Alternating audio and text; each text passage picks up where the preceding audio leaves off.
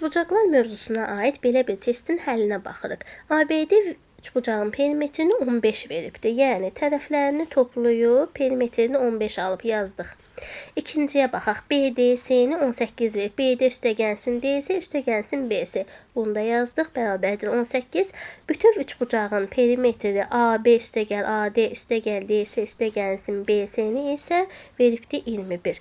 Gəlin bu ikisini tərəf-tərəfə toplayaq. Tərəf-tərəfə toplayanda biz nə alarıq? AB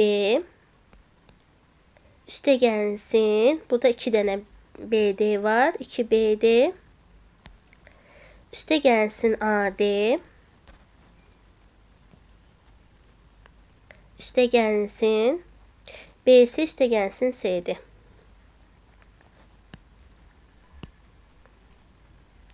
Bərabərdir 18-in də üstünə 15 gəlirik. Neçə eləyəcək? 33. Deməli, AB üstəgəlsin BC üstəgəl AD üstəgəlsin CD-ni bizə neçə vermişdi? 21 vermişdi. Gətirib həmən yerinə yazırıq. Baxın, AB, BC, AD, CD. Bunların 4-ünün cəmi bizə nə verəcək? 21-i. Yerdə nə qalacaq? 2BD qalacaq. Deməli, 2BD üstəgəlsin 21 nəyə bərabər olacaq? 33-ə. Oradan da 2BD nəyə bərabərdir? 12-yə. BD də bərabərdir 6-ya.